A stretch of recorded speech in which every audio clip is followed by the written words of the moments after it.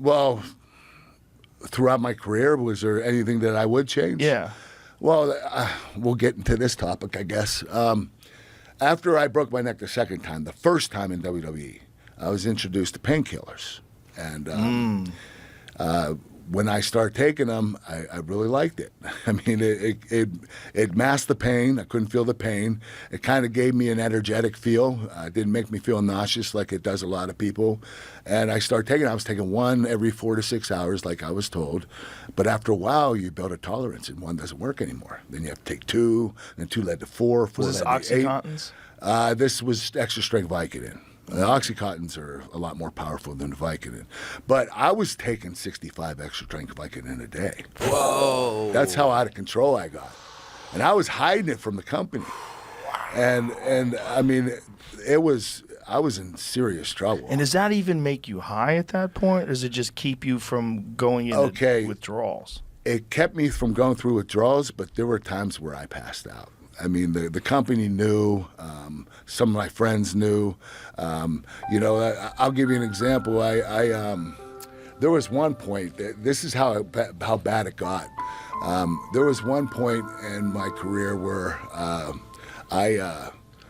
my brother called me. I was at a house show, an untelevised show for WWE. It was the night before I was going to have the biggest match of my career with Brock Lesnar the next day. It was an Iron Man match on SmackDown.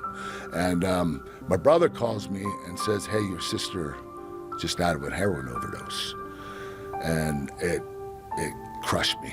I mean, I was crying. I was in such pain thinking about my sister, who was only 40 years old, dying from a heroin overdose. And the thing is, I wasn't able to talk to her because I told her 8 months prior, if she doesn't get clean, I'm not gonna talk to you. So I didn't talk to her for 8 months, and then this happens. And so here I am, I'm in the hotel room, and I look at my pills. I said, fuck it. I took 20 of them, threw them in my mouth, chewed them up, and swallowed them. Oh my God. I didn't wake up till 5 o'clock in the afternoon the next day. And I had the biggest match of my career. Oh my that God. night. So what time did you have to be to the arena, and did you do Well, it? we had to be there at 1, but I didn't get there till 5:30. Right. Yeah. But I ended up doing it. The WWE was trying to call me the whole time. They wanted to tell me that, hey, you can go home, plan a funeral for your sister. You don't have to do this match. But I kept thinking, I know my sister would want me to. And I knew that I wouldn't have to feel that pain of losing my sister, at least for that hour. Yeah. So I went ahead and did it.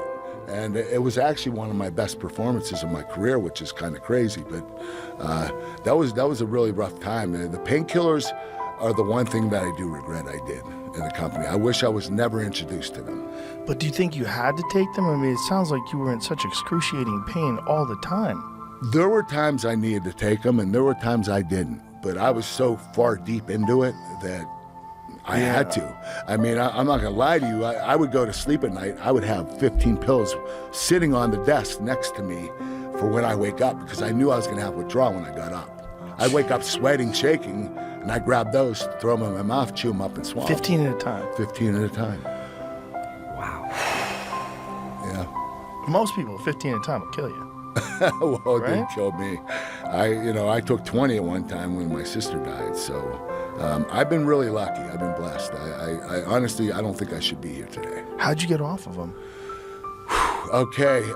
Well, what happened was I left the WWE because they wanted me to go to rehab. I didn't want to go. So I ended up going to another company called Impact Wrestling. And I got my painkiller problem under control there because I found a doctor that got me on MS Contin. There are 2 morphine pills. They're very tiny, but they'll keep you from going through withdrawal. So I would take one in the morning, one at night, and no more painkillers. They were painkillers because they were morphine, but they were high dose. It was just 2 of them that I had to take. Well, I started having anxiety about breaking my neck over and over again, so they put me on Xanax. Oh, geez. So now I'm taking Xanax. And then I switched to TNA, Impact Wrestling, and everybody drank there, so I started drinking alcohol.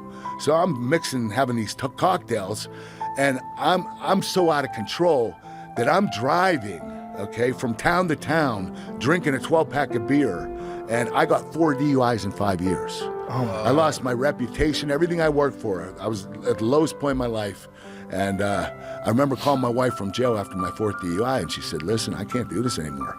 You either go to rehab or I'm taking the kids and I'm leaving. And so I went to rehab because I didn't want to lose my wife and my kids. And I was scared in rehab. I literally thought, I was so nervous. First of all, the withdrawal was the worst experience I ever had. I'll never go through that again because I'm never going to take another painkiller. That was the worst thing I've ever done, or drink another drop of alcohol. That was the absolute worst thing I've ever been through. And I forget what I was going to say, though, but... So with the rehab, how do they get you off of it? They don't do it cold turkey, right? Do they? Yeah, they do. Do they? Yes, they do. I thought they were going to wean me off. Yeah, no. that's what I thought. They put you in a room and let you sleep, and they check on you every couple hours. And it How took many me days? about 6 days for me to go through the withdrawal symptoms. Oh, my God. It seemed like forever. It seemed like 6 days, months. you just in a room by yourself. Yeah. Just thinking. Yeah. So, And you know what? And you want to stay in there. And they start forcing you out. You got to come move around. You got to come out and talk to people. You got to live your life.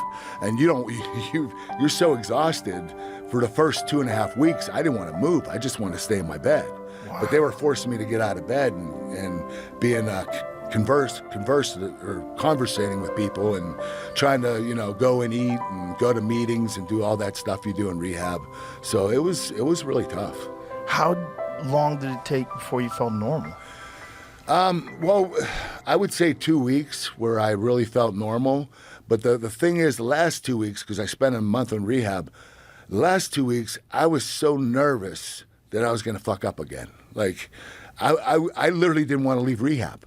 I was scared that I was going to go back to it right when I got out. So many guys do. That's why, I hear all these stories, and I'm like, oh, it's going to happen to you too, man. And, but the one thing that I kept going across in my mind was going through withdrawal. I don't want to do that again.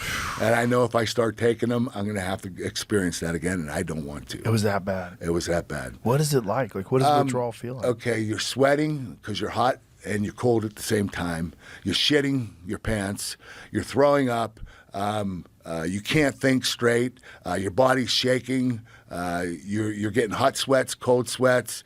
You feel like you don't have anything inside of you. No insides, no organs, nothing. You feel like you're hollow. It's just the craziest thing. It's the most painful thing I've ever gone through.